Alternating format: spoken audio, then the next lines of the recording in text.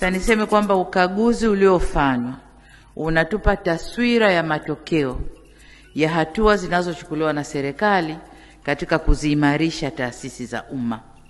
Jitihada kadhaa zinafanywa kuziimarisha taasisi za umma ili ziweze kutumia vizuri rasilimali za serikali, lakini kufuata taratibu zinazotumiwa katika matumizi ya rasilimali hizo.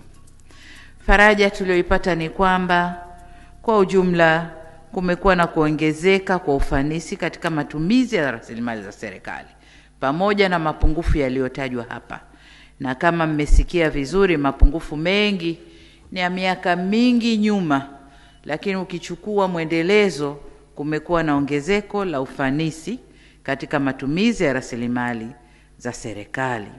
Kujenga uelewa wa mapambano ya dhidi ya rushwa kwa vijana wetu shule za msingi mpaka vyuo. Na hii ndio kazi kubwa ya kufanya.